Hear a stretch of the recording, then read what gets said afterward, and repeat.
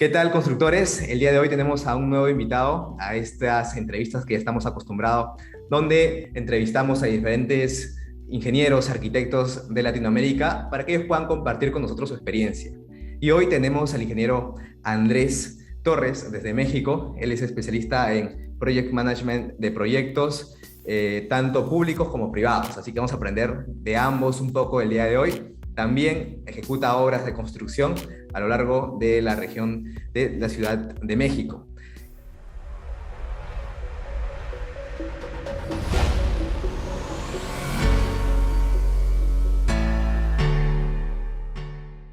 ¿Qué tal, Andrés? ¿Cómo te encuentras? Hola, hola, ¿qué tal? Muchas gracias. Pues muchas gracias por la presentación y todo bien. Saludando acá desde México hasta Perú y a todas las personas que te escuchen. Muchas gracias por la invitación. No, gracias a ti, Andrés, por haber, digamos, dispuesto estos minutos de tu tiempo con la finalidad de poder, como lo comentaba al inicio, compartir tus experiencias, compartir todo este recorrido que vienes teniendo en tu profesión, en tu carrera como ingeniero civil. Si algo me llamó mucho la atención y por lo cual traté de comunicarme con tu equipo para poder tener esta entrevista, fue uno de tus videos donde mencionas sobre si uno quiere ser un gigante, se tiene que juntar con gigantes y es por eso que quise contactarte y tener esta pequeña entrevista donde podamos conocer un poco de ti, un poco de cómo has logrado crecer tu empresa, involucrarte en diferentes proyectos. Veo mucho eso en ese mensaje, el tema de la relación que debe tener un profesional al momento de buscar un crecimiento, tanto personal como profesional, creo yo, ¿verdad? Oye, me encanta que empieces con ese tema y con ese mantra que tenemos acá en Gigantes de la Construcción, de que los gigantes nos juntamos con otros gigantes. Fíjate que yo, bueno, soy ingeniero civil, como bien comentabas, y bueno, mi familia ha tenido una trayectoria larga en la industria, ¿no? Más de 30 años construyendo en temas de edificación. Sin embargo, yo durante la carrera, y que bueno, no sé más o menos cuál sea el rango de edad que te escuchen a ti, pero yo durante la carrera pues no entendía mucho, o más bien siempre tenía la duda de cómo le iba a poder hacer yo para seguir con los pasos de mi familia, ¿no? Que bueno, dentro de mi familia hay más de 5 o 6 empresas que se dedican a la construcción entre mi padre, mis tíos, mis primos, y yo decía, ¿cómo le hacen para generar confianza? Porque la industria de la construcción, al menos la construcción que yo conozco, pues es una construcción de mucho dinero. O sea, necesitas, firmas contratos multimillonarios, ¿no? Y en ese aspecto yo decía, ¿cómo le voy a hacer para convencer a alguien de que me dé un contrato multimillonario? Y después de mucha iteración, de no saber por dónde virar, hacia dónde voltear y quién me pudiera ayudar a conseguir un método de ventas que fuera estable en el tiempo, porque normalmente las empresas constructoras vendes y te repito, las ventas de una constructora pueden ser muy altas en montos, pero te pones a operar la empresa y dejas de lado las ventas. Y entonces, cuando terminas la obra, dices, ay, pues ya no tengo obra, pues otra vez ponte a vender. Entonces, normalmente es una caída en las ventas y después otra vez vuelves a brincar. Una montaña rusa. Ajá, exacto, una montaña rusa. Y yo dije, bueno, ¿cómo le puedo hacer para estabilizar esta montaña y generar una forma de encontrar vinculación empresarial, generar confianza con el tipo de clientes que yo tengo, que son sobre todo temas de gobierno, como decías, y también empresas AAA, y cómo puedo generar esa vinculación con ellos de manera constante para que siempre esté vendiendo y siempre esté ejecutando obra? Entonces, de ahí nació Gigantes de la Construcción, de esta forma en la que yo me he vinculado con grandes líderes de la industria de la construcción y pues que ha tenido sus frutos en la empresa y en lo que venimos haciendo actualmente.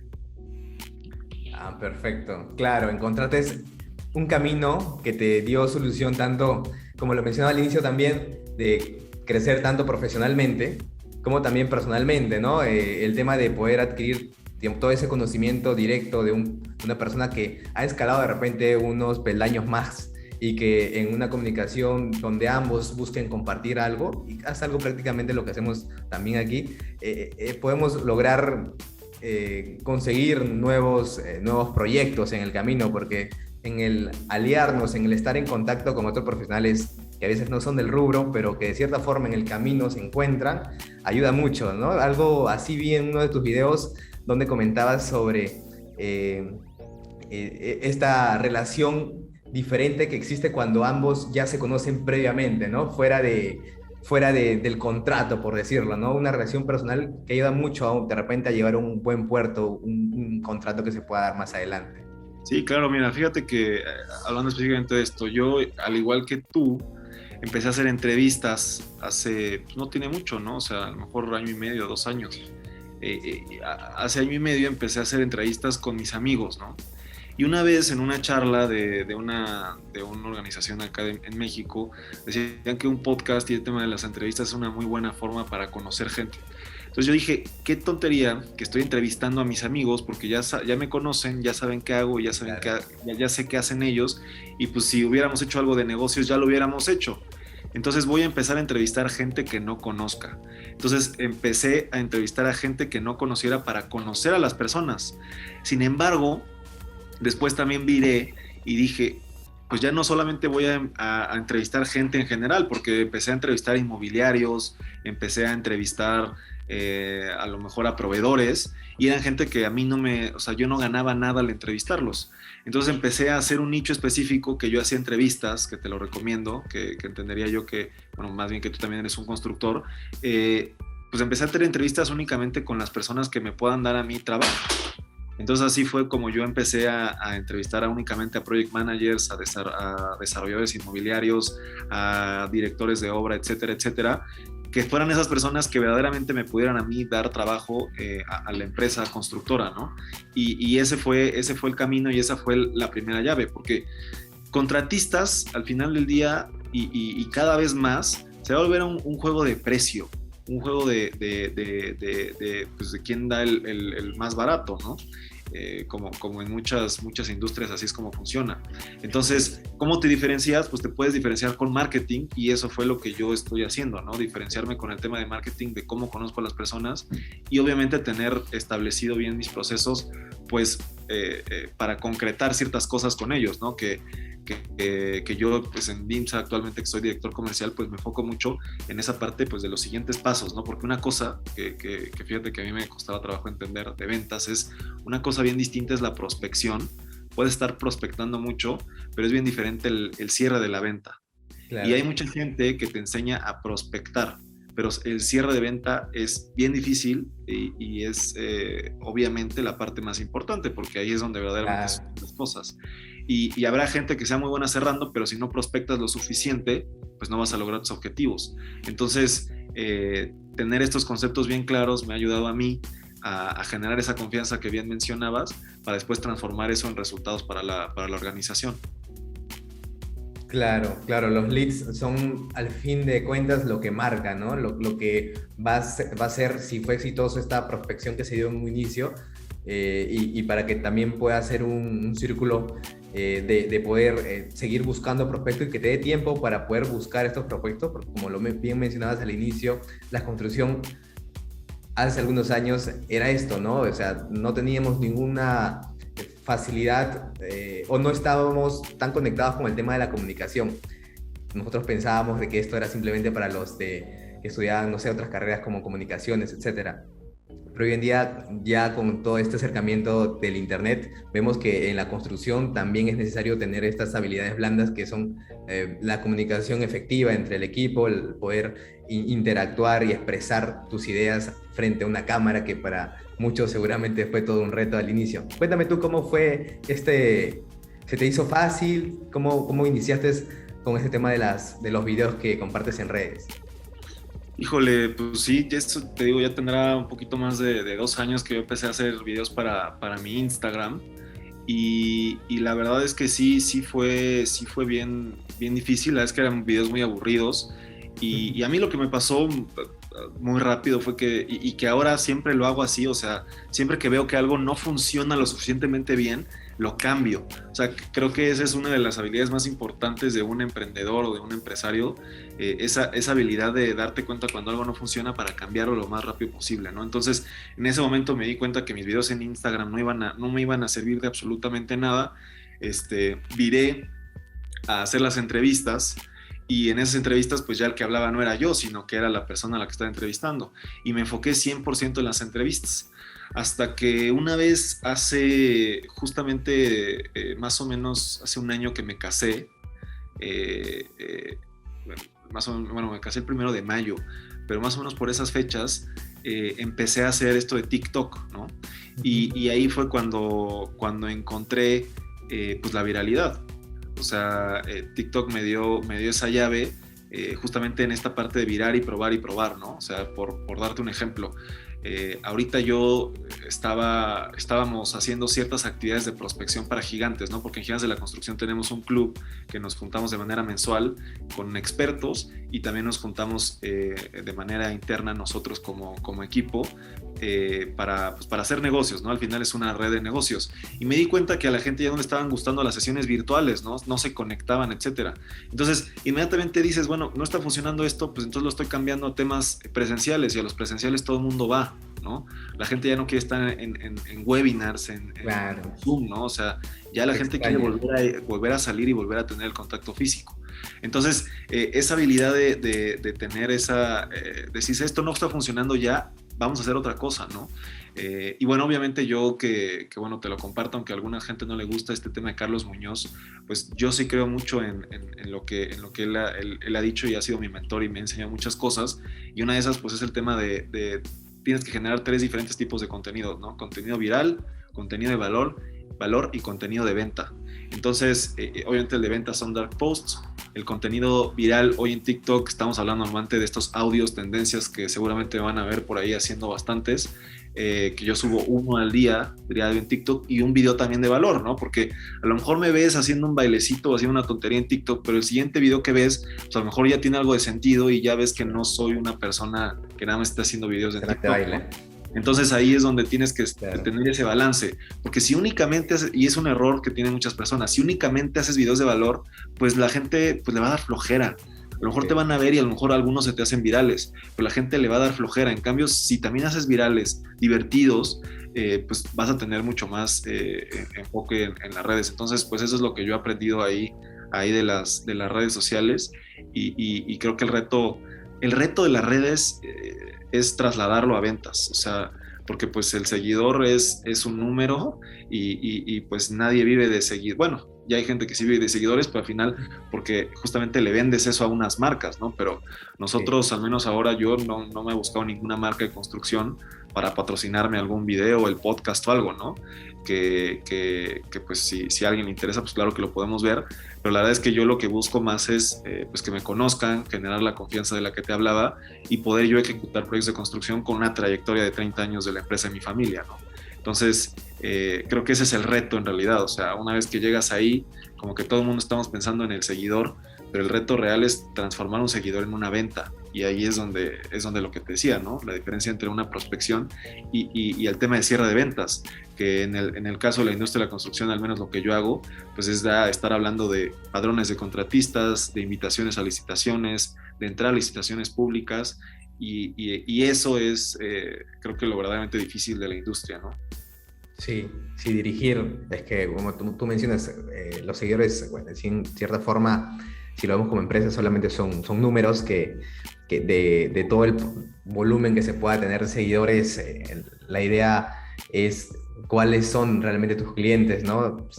Comparto las enseñanzas que también he aprendido de Carlos Muñoz, y justamente lo que mencionas, sí recuerdo muy bien uno de esos puntos. Y claro que en internet vamos a encontrar de todo, vamos a encontrar personas que solamente se dedican a criticar, personas que solamente se dedican a hacer entretenimiento, o bueno, criticar como personas que van y solamente se quejan, otras personas que solamente dan contenido de valor, y hacer una mezcla de repente de todo, o sea, simplemente por hacer variado y un poco más entretenido el canal, porque a finales de cuentas las redes sociales es un entretenimiento, y hay que saber poder introducir esta parte de conocimiento que es lo que realmente creo que es lo que le da valor a las redes sociales, ¿no? Encontrar este tipo de contenidos como los que generas en redes sociales, y darle el enfoque de entretenido. Bueno, yendo a esta parte pública, te quería comentar qué opinas sobre, o sea, qué tanta diferencia hay, o que, según tu experiencia, en buscar o gerenciar un proyecto que sea público con uno que sea privado?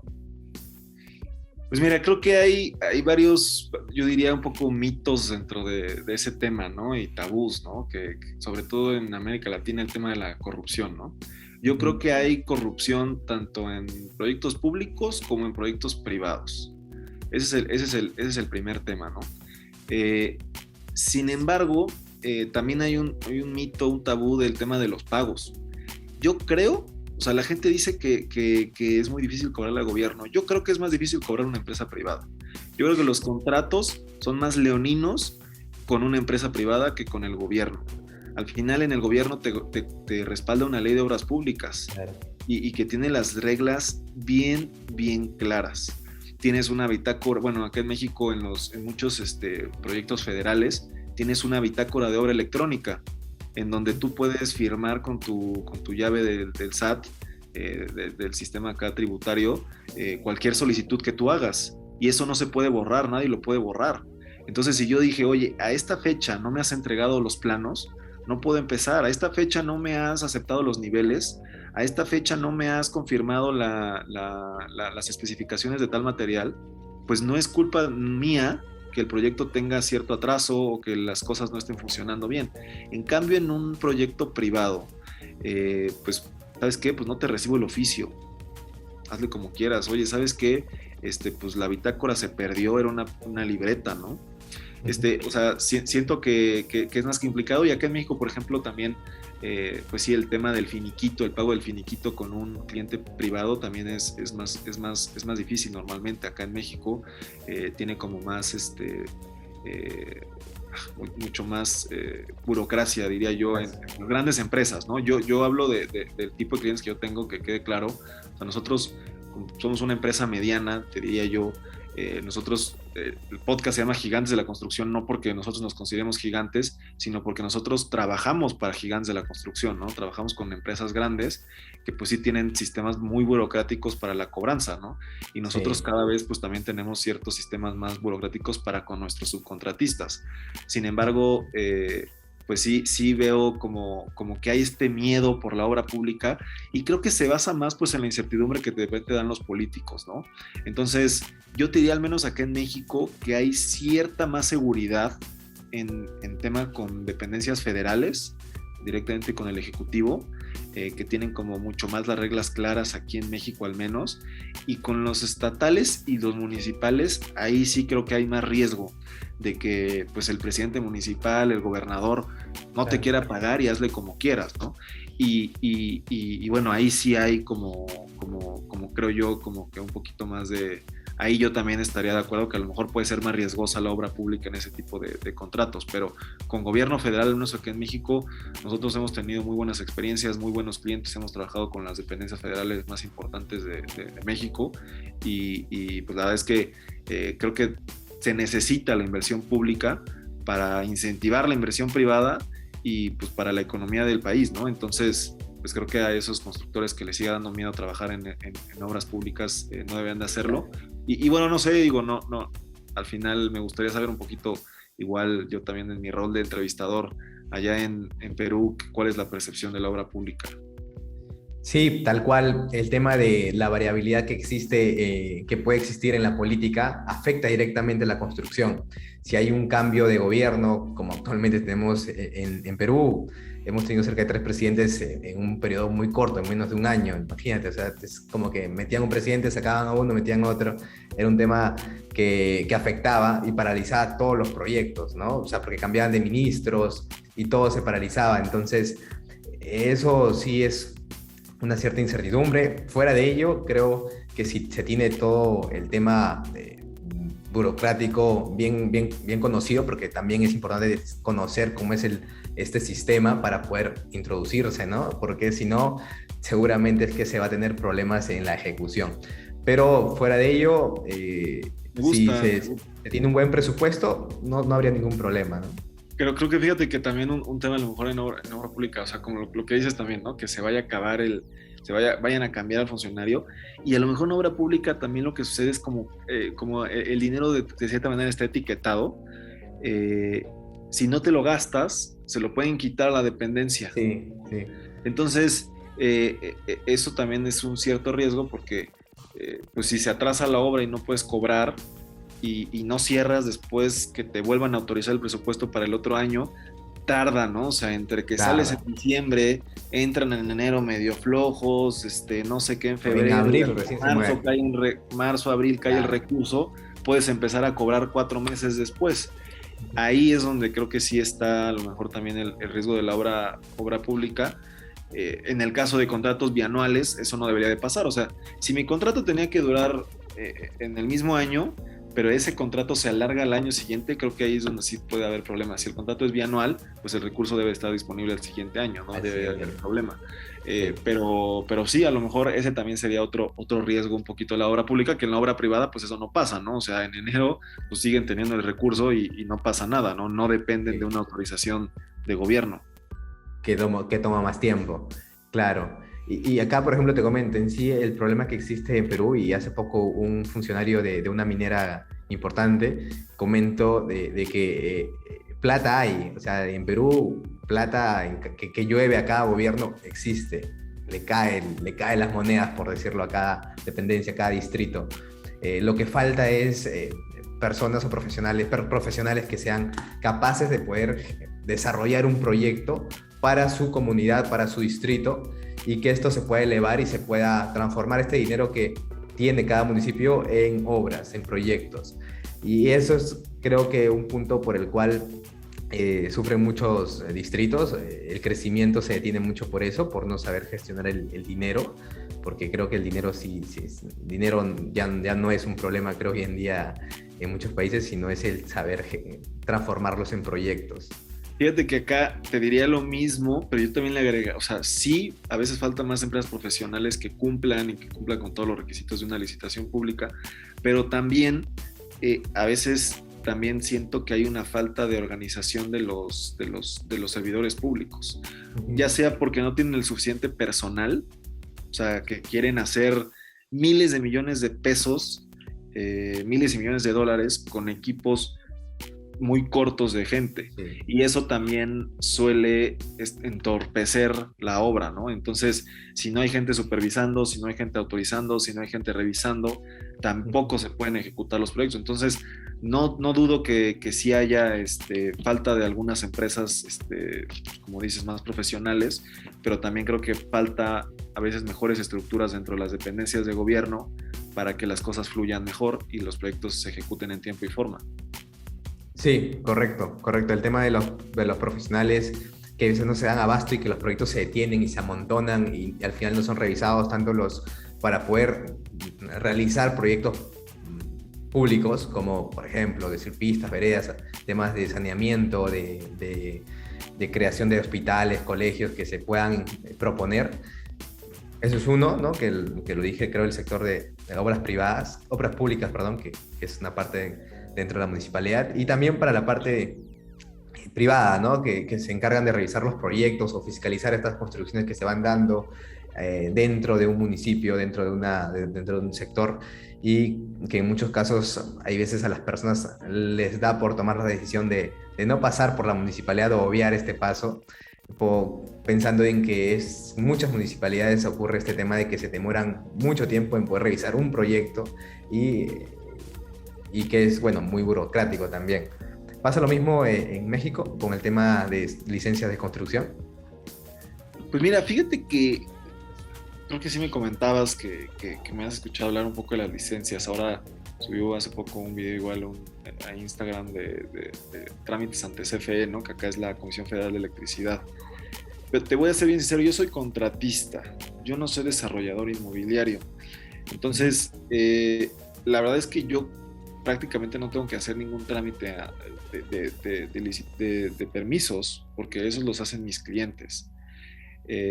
Yo tengo entendido que sí han habido momentos, sobre todo acá en la Ciudad de México, donde pues, hay proyectos importantes, que de repente se para mucho y ha sido problemático con este último gobierno poder generar los permisos. Pero la verdad es que yo no te podría decir por experiencia propia, porque pues yo no he tenido todavía que ir, o sea, dentro de mis objetivos está en algún momento Claro. hacer proyectos propios, ¿no? Ujú. Y entiendo ese proceso, entiendo más o menos los requisitos, sin embargo no he hecho el proceso y te mentiría hablando tanto del tema de permisos.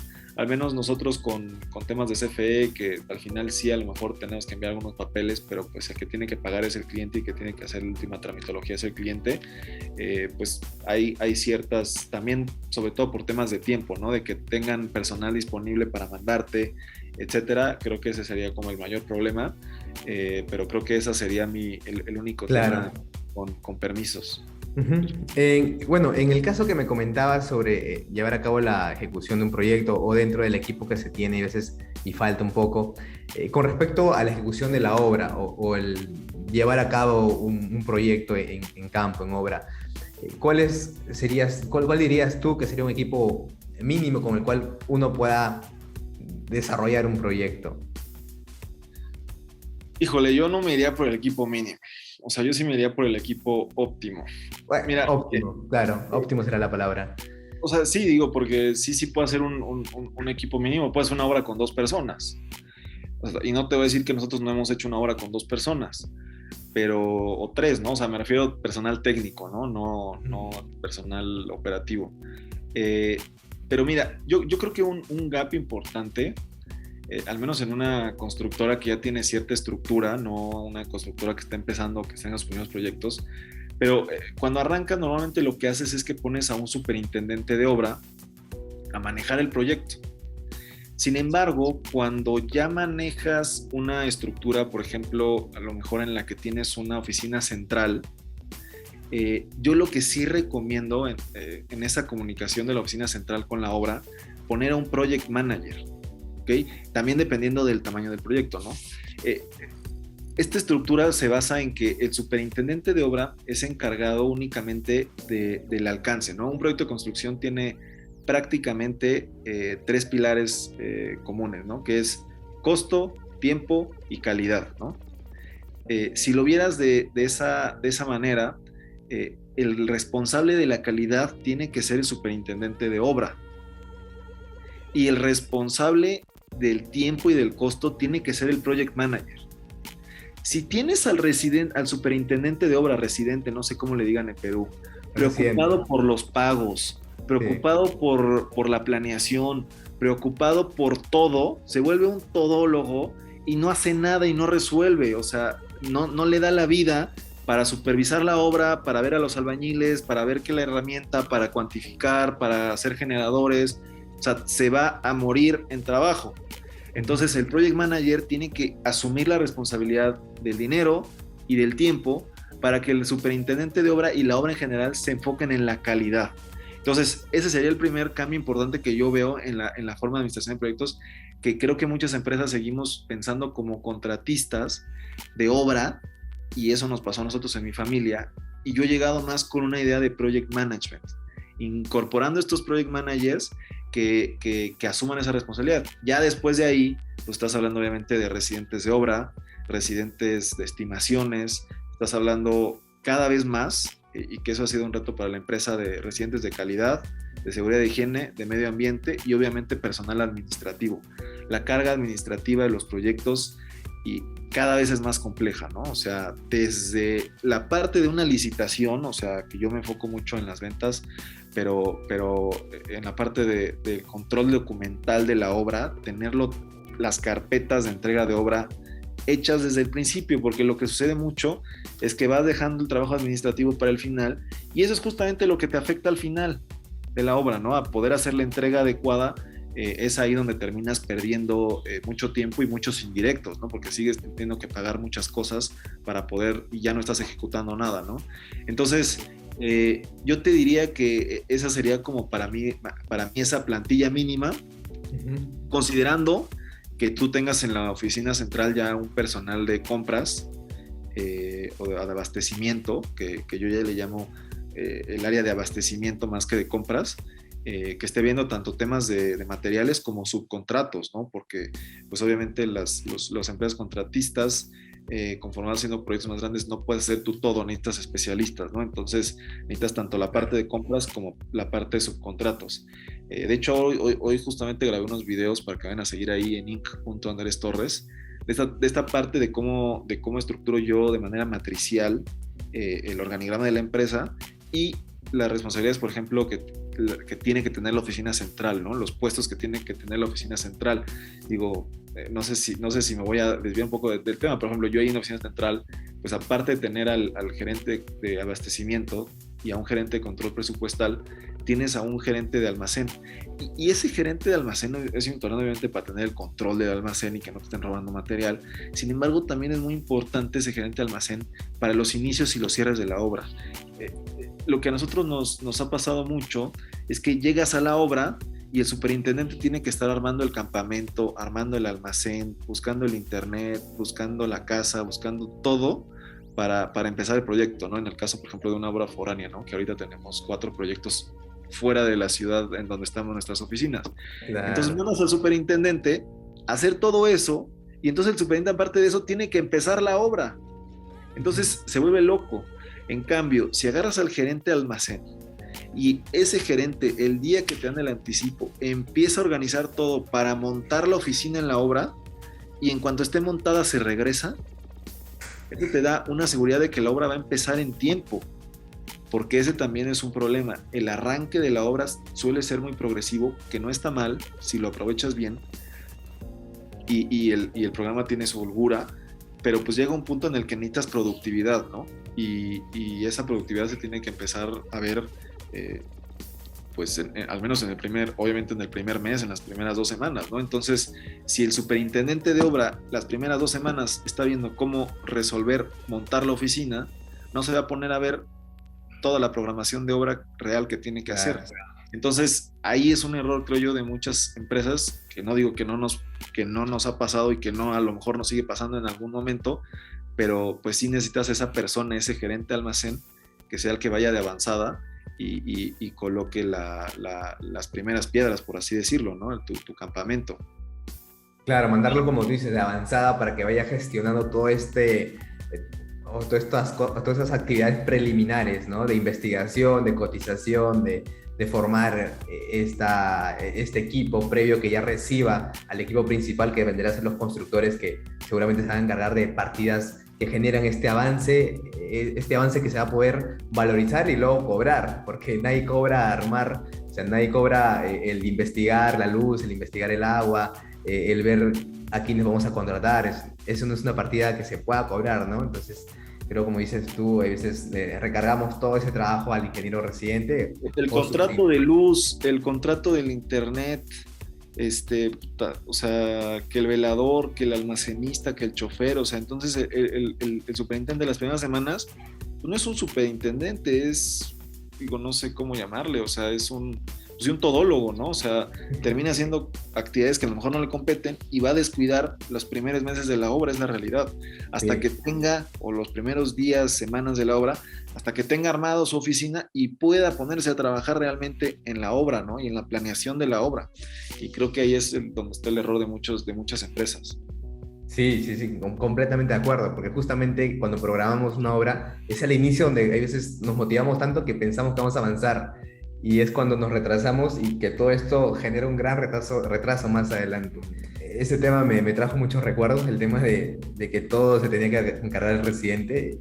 Justo en mi papel de residente, es verdad, pues, ¿no? Es como que tienes que ver todos esos puntos y al final no te da tiempo. Y tener un asistente no es lo mismo que tener, como tú dices, un gerente especializado en ese área, en el área de tanto de logística, donde hay mucho trajín en el tema de buscar proveedores, te consume mucho tiempo. Hay veces tener un asistente es igual, es lo mismo, uno tiene que estar detrás también de la persona, porque no le puedes dar toda la responsabilidad. Sí, creo yo que hay veces el tener un presupuesto bien ejecutado, bien elaborado, creo que te da esa oportunidad, ¿no? Porque también tener un presupuesto que te limita al contrato de personal te habrá causado ciertos dolores de cabeza. Pues sí, obviamente cualquier presupuesto mal hecho pues va a generar una obra mal hecha, ¿no? Creo que sí, mira, yo obviamente en esta parte de costos pues también necesitas un equipo, ¿no? O sea, un tema importante y error también que yo he visto en muchas empresas, a lo mejor que están en proceso de crecer, es que quieren que en las cotizaciones el área de compras esté cotizando. Pero ¿qué pasa cuando el área de compras está saturada de compras reales de obra y no te puede ayudar a cotizar el proyecto? No sé si me explico. Entonces, obviamente ellos van a darle prioridad al abastecimiento de las obras en proceso, en lugar de andar cotizándote las obras que estás apenas por licitar o estás licitando, ¿no? Entonces, también en tu área de concursos necesitas, aparte de los analistas de precios y los analistas que yo les digo analistas técnicos de toda la parte de experiencia, legal, financiera, etcétera, necesitas a gente de compras dentro de tu equipo comercial, ¿no? O de cotización, cotizadores, ¿no? Como les quieras decir, que tengan esa vinculación con el área de compras, pero que sean parte del área de precios y que estén enfocados en estar siempre manteniendo los precios, pues los más reales y los más competitivos, ¿no? También siempre es un problema esa parte, ¿no? Porque pues, es como un dilema, ¿no? O sea, si no pides el mejor precio en la licitación, pues a lo mejor no vas a ganar la licitación. Si te esperas hasta que la ganes, según tú, para pedirles el descuento, pues ya estás perdido porque pues no te van a lo mejor no te dan la obra si no das un buen precio, ¿no? Entonces, sí tiene mucho énfasis la parte de costos en el éxito de un proyecto y bueno, obviamente ahorita de lo que hablábamos, la parte de indirectos, ¿no? O sea, un buen análisis de tus indirectos. Hoy en día, como te decía, de la parte de seguridad, de calidad y de medio ambiente, que cada vez va a ser más relevante para las empresas constructoras tener áreas establecidas y estructuradas de estos tres temas. Anteriormente, como te decía, lo mejor sí puede hacer un proyecto con 3 personas, ¿no? O sea, un superintendente, un residente y uno de estimaciones o un auxiliar administrativo y podía sacar un proyecto. Hoy, entre reportes, comprobaciones y 1000 cosas, cada vez va a ser más difícil para las empresas poder con un indirecto bajo cumplir con todos esos requisitos y te vas a volver loco, ¿no? Entonces sí, hacer ese análisis correcto, inclusive lo que yo siempre recomiendo es también ser realistas, o sea, el proyecto sí lo tienes que terminar en 6 meses, pero la parte administrativa la vas a terminar en 7. Entonces considerar ese 7º mes, al menos en tus indirectos. Entonces ese tipo de cuestiones, pues si no las tenía un profesor de costos en la universidad justamente con una frase que creo que a muchos de mis compañeros se nos quedó grabada, que decía, si no lo pones, lo pagas. Entonces, creo que tiene mucha razón, ¿no? O sea, si no lo estampas en algún lado, si te olvida algo, cualquier cosa, lo vas a tener que pagar. Si te piden un residente de calidad y no lo pusiste, lo vas a tener que pagar, o sea, si no, no vas a poder trabajar. Sí. Bueno, es cierto, o sea, tienes que tener mucho cuidado en cuantificar tanto los indirectos como los directos, ¿no? He visto cada caso que en una obra que se olvidaron metrar un piso, el encofrado de un piso, imagínate toda la pérdida, se olvidaron metrar de la demolición del proyecto, o sea, no estaba un terreno liso, sino había una casa. No tener no considerar eso dentro del presupuesto y firmar ya el contrato, ya estás muerto, ¿no? O sea, al menos ahí ya se te comió una parte de tu utilidad. Ahí ahora sí que todo depende también del tipo de contrato. O sea, ahí entran muchas variables. O sea, si tú me dices contrato a precio unitario, precio unitario, usan, claro, pues es tu problema. O sea, tú me contrataste estos conceptos y yo no te van a... Ahí te puedes salvar. Sí. Ahí te puedes salvar, pero a todo costo sí estás en un proyecto a precio alzado, pues ahí el tema es el alcance, ¿no? O sea, si tú me dijiste que mi precio alzado en el alcance estaba la demolición y yo no la consideré, pues obviamente ahí sí estoy muy mal yo, ¿no? Pero si en el alcance solamente decía construcción, no decía nada de la demolición en ningún lado de las bases, pues ahí también es donde está el problema. Y fíjate, digo, yo nada más te había comentado que yo estoy mucho en el tema de ventas, ¿no? O sea, de ventas, que se traduce también al final en ver los procesos de project management que yo también estamos aplicando para nuestros subcontratistas, ¿no? Pero yo en algún momento cuando arranqué a conseguir proyectos para la empresa, pues te mandaban un catálogo de conceptos, literal por correo, y ya lo querías cotizar, ¿no? O ya lo empezabas a cotizar. Luego no te mandaban plano, no te explicaban cuáles eran las bases, no te decían nada. Entonces yo cada vez, o más bien actualmente, pues si me mandas un catálogo de conceptos de entrada, no voy a empezar a trabajar, a desperdiciar recursos con mi gente, a lo mejor con un concurso bien establecido, como te digo, con los gigantes de la construcción, la gente que sí tiene los procesos reales de contratación, ¿no? O sea, si no están bien definidas las cosas, yo no empiezo a mover un dedo. O sea, si no tengo yo claridad de cuál va a ser el concurso, de cuándo son las fechas de visita de obra, de junta de aclaraciones, de entrega. Si nada me mandas un catálogo y los planos y me dices que te cotice, pues sabes que no es una empresa que yo le vaya a poder hacer la obra, ¿no? O sea, yo necesito un proceso mucho más profesional para yo poder decir si voy a invertir todo mi equipo de precios a poder hacer una licitación, ¿no? Porque si no, pues yo estoy perdiendo balas que podría utilizar en otro tipo de proyectos. Entonces, pues sí, obviamente estar seguros de que a quien le estás cotizando, pues tiene claridad en lo que se va a ejecutar, y eso lo pone en un papel para que tú le cotices adecuadamente, ¿no? Y justo en ese punto me detengo ahí, no lo tenía mapeado, pero compártenos algunos tips con los cuales tú puedes identificar si, y eso sucede mucho, hay seguramente muchos constructores que ven estas entrevistas y que son parte del canal. ¿Cómo identificas tú si este cliente solamente viene como a sacarte precio, ¿no? No lo ves como que muy serio? Un punto muy importante que fue lo que mencionaste es que te entrega de repente información no completa, ¿no? O solamente te da alguna parte de la información. ¿Qué otro consejo podrías tú brindarle aquí a los constructores para que puedan identificar un cliente serio, un cliente con el que sí, como tú dices, vale invertir una bala de su equipo? Pues mira, el primer punto sería, dependiendo del tamaño de tu empresa, pero no todos los prospectos califican para ser tus clientes. O sea, no tienes que venderle a cualquiera, ¿no? O sea, no tienes que cotizarle a cualquiera. En la industria de la construcción, a lo mejor a diferencia de otras industrias, lo que hacen normalmente la gente es mandar cotizaciones como loco. Oye, pues te quiero comprar unas lámparas, pues te mando la cotización de las lámparas, ¿no? O sea, no te pregunto nada y te mando la cotización porque me va a costar 5 minutos hacerte la cotización. Sí. Porque yo tengo precios establecidos de mis lámparas, ¿no? Hablando también de otro tipo de negocio. En la industria de la construcción, si mandas un catálogo de 200 conceptos, me voy a tardar 3 semanas en hacerte el presupuesto. No voy a tardar 2 horas. Entonces, tienes que ser bien meticuloso con eso, ¿no? Entonces, no, o sea, el primer consejo sería, pues, no le cotices a cualquiera, ¿no? El segundo como parámetro, creo yo, hay muchas empresas que tienen un padrón de contratistas. Creo que para mí un buen semáforo, por así decirlo, del cliente es que tenga un padrón de contratistas, que es, pues, justamente una calificación previa a que te inviten a sus proyectos, ¿no? Para saber si tú calificas para ser o sea, así como él puede calificar o no para ser tu cliente, también tú vas a calificar o no para ser su contratista, ¿no? Si tienes todo en regla con Hacienda, si tienes todo en regla con el Instituto Mexicano de Seguridad Social, si tienes en regla en general tu empresa, tu experiencia, tu expertise. Eso también me parece muy importante, que tengan un padrón de contratistas, y después, pues que las bases de la licitación sean muy claras. O sea, yo no puedo empezar a cotizarte si tú no me dices si vas a necesitar una fianza, si vas a necesitar un seguro, si vas a necesitar qué tipo de organigrama, cuáles son tus necesidades como de calidad, seguridad y medio ambiente.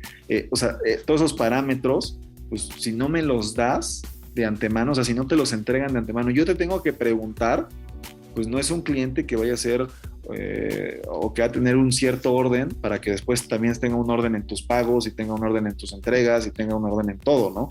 Entonces, creo ahí que esos tres, o sea, yo te diría, pues, primero que no todo el mundo califica, después que tengan un padrón de contratistas, y después que la invitación a la licitación sea una invitación formal, ¿no? Esos serían como los temas. Y obviamente pues hay algunas dependencias de gobierno, por ejemplo, que pues, no tienes duda, ¿no? O sea, pues es el gobierno y tienen burocracia, entonces pues, estás seguro de cuáles son los procesos y vas a ver exactamente, pero eso aplica mucho más para empresas privadas, ¿no? Sí, claro, es muy importante el tema que mencionas. Uno, si la empresa se ajusta o es afín con lo que tú ofreces, y también la otra parte, ¿no? Ver si realmente tú vas a cumplir en el camino con todo lo que ellos van a pedirnos, porque si no, vamos a estar invirtiendo hasta un punto donde vamos a darnos cuenta de que no, me voy a quedar aquí porque no tengo, ¿no? Lo que están pidiendo. Entonces ya habrás invertido buen tiempo anteriormente en desarrollar temas administrativos, buscar documentos, etcétera. Bueno, es un buen punto y hay que tenerlo en cuenta para no tener ese desperdicio de inversión de personal, ¿no? En la parte de presupuestos. Mira, ya como para concluir la entrevista, sé que tienes mucho más para podernos compartir. Me agradó bastante poder estar contigo, pero me gustaría cerrar un parte de esta entrevista con un reto que te estás proponiendo este año, este 2022, aunque ya se está por terminar, pero ¿cuáles son esos retos que te has puesto para este año? Híjole, qué buena pregunta. Pues tenemos un reto de ventas. Creo que ese es el reto en la parte comercial de la empresa. Digo, ese sería como el principal tema actualmente después de un par de años de pandemia que honestamente pues, fueron complicados para la industria. Y por otro lado, pues sí, fíjate que hicimos un organigrama del futuro, ¿no? O sea, igual siguiendo con esta filosofía de Carlos Muñoz, hicimos un organigrama del futuro donde pues, pusimos muchísimas posiciones que se necesitan, o sea, que son cada vez más necesarias para el tipo de clientes al que estamos trabajando, ¿no? O sea, ahorita estamos trabajando con el gobierno en Querétaro y estamos trabajando con 3 aeropuertos. Entonces, los requisitos en un aeropuerto son pues de extremo muy altos, ¿no? Todos sus niveles de Aplicaciones, todo. Entonces, pues cada vez estructurar la empresa, creo que el reto sería pues llenar ese organigrama, ¿no? Ya sea a lo mejor ahora con practicantes y ciertos puestos estratégicos consigue una gente con experiencia, ¿no? Hemos empezado, como te decía, este modelo de project manager en el cual pues él tenga ciertas responsabilidades y que ese project manager no tenga más de 2 proyectos a la vez para que el cliente esté satisfecho, ¿no? Hemos cambiado un poco también la filosofía. Digo, no porque fuera más bien no tenemos filosofía, pero hoy cada vez intento yo más compartirle a mi gente la importancia de la satisfacción del cliente, ¿no? O sea, creo que los contratistas de obra a veces no nos preocupamos por ese tipo o sea, no nos preocupamos, por ejemplo, por el marketing y tampoco nos preocupamos por la satisfacción del cliente, ¿no? Mi cliente está satisfecho con el resultado que le he dado, o sea, mi cliente está satisfecho con la respuesta que le da mi personal de obra, mi cliente está satisfecho con obviamente, pues, con mis tiempos de entrega y el costo total de la obra, eso es el evidente, pero también con el trato que le da mi gente, con el tipo de reportes que se les entregan, con los compromisos que nosotros tenemos con ellos, que tengamos una respuesta inmediata para cualquier situación, o sea, ese tipo de cosas, pues trasladarle cada vez más al equipo de trabajo la importancia del cliente, de los proveedores que también tienen que estar satisfechos con trabajar con nosotros y del mismo personal, ¿no? O sea, que toda la gente que está trabajando con nosotros esté a gusto, esté contento y no sea un tema de tengo que ir a la obra, ¿no? Que a veces es bien dura la obra y es bien dura la vida en la obra, ¿no? Perfecto, claro, esta experiencia que se tiene tanto de parte del cliente con nosotros como de la experiencia que se crea en el mismo equipo, ¿no? Dentro del mismo equipo es muy importante para que todo camine perfecto. Bueno, y ya la última pregunta, sin ponerte en mucho aprieto, pero es una pregunta que les hago normalmente a los que entrevisto, y es porque los videos, estas entrevistas normalmente lo ven estudiantes, personas que buscan o que se encuentran en una etapa inicial de su carrera y que buscan a través de estas conversaciones poder aprender un poco más sobre esta carrera que es la construcción civil, que es la ingeniería civil, la arquitectura, etcétera, que está todo dentro de este sector que es construcción.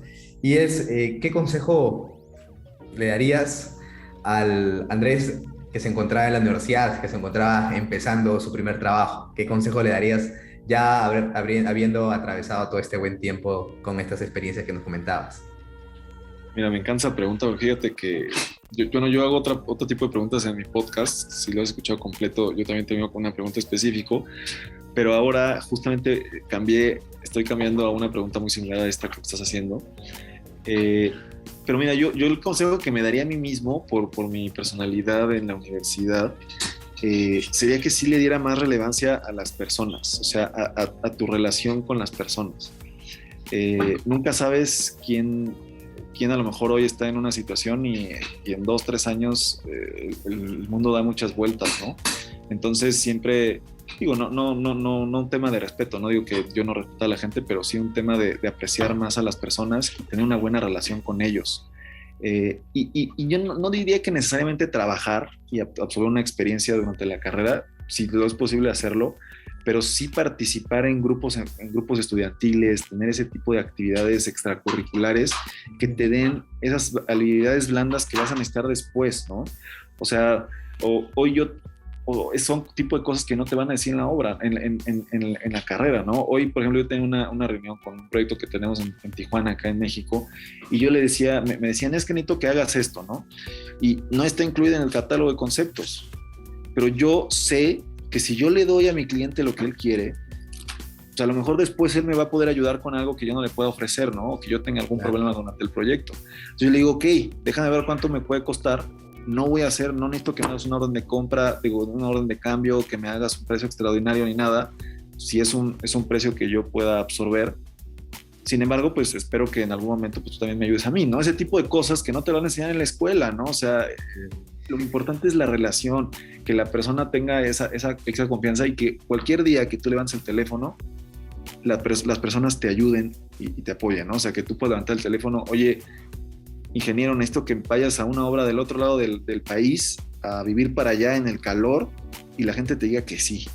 Entonces, eso si lo empiezas a hacer desde la escuela y generas un prestigio, pues es mucho mejor que si te esperas y empiezas a darle importancia a las relaciones, porque bueno, hay por ahí un libro de Grant Cardone que se llama Vendes o Vendes, que literalmente dice, estás vendiéndote todo el tiempo, ¿no? Con tu esposa, con todo el mundo te estás vendiendo. Entonces, si lo empiezas a hacer desde la carrera o desde la universidad, creo que es bien relevante, ¿no? Entonces, esos serían mis 2 consejos: darle importancia a las relaciones interpersonales, e intentar participar, si no puedes trabajar, que si puedes trabajar también es bueno, pero si no puedes trabajar, pues sí, participar en grupos estudiantiles. Involucrarte en esos grupos. Exactamente. Claro. Bueno, estoy seguro que te ha escuchado un Andrés que se encuentra ahorita en la universidad, con las mismas características quizás de veces, bueno, todos pasamos por esa parte en el inicio, ¿no? De repente poder querer hacerlo todo solo. Y bueno, en el camino nos damos cuenta, como bien lo dices, que es muy importante las relaciones que existen entre las personas y desarrollar estas habilidades blandas, la empatía y el poder apoyar al prójimo sin buscar nada a cambio. Creo que durante el camino nos trae grandes recompensas. Bueno Andrés, gracias por la entrevista, gracias por habernos compartido todas tus experiencias y estoy seguro que todos los constructores que están viendo esta entrevista se sienten muy a gustos y muy felices por haber estado participando con nosotros. Bueno, y espero también poder de repente más adelante realizar una segunda parte y seguir conversando sobre muchos temas que seguro han quedado pendientes. Claro que sí, cuenta con ello, mi querido Víctor. Muchas gracias por el espacio y pues nada. No, mi nombre es Ronald, y Víctor es mi asistente. Discúlpame. Perdón, igual ahí un saludo a Víctor, entonces, que fue el que me ahí por Instagram. Pero bueno, pues igual nada más decirle a tu audiencia otra vez que tenemos ahí el podcast de Gigantes de la Construcción, todas las plataformas de audio y todas las redes sociales, y a mí en lo personal me encuentran como ing.Andrés Torres, cualquier tema de administración de proyectos que los pueda apoyar, y pues muchas gracias por el espacio. Perfecto Andrés. Entonces, ya para despedirnos, gracias constructores por haber estado atentos a esta entrevista. Estoy seguro que hemos aprendido todos un poco más acerca de la experiencia de Andrés en obras tanto públicas como privadas. Recuerden, si quieren seguir más entrevistas como la que hemos visto el día de hoy, solo deben suscribirse al canal y estar pendiente que en los próximos días estaremos teniendo un nuevo invitado de grandioso como hoy tuvimos a Andrés. Ahora sí, nos despedimos y nos vemos en el siguiente.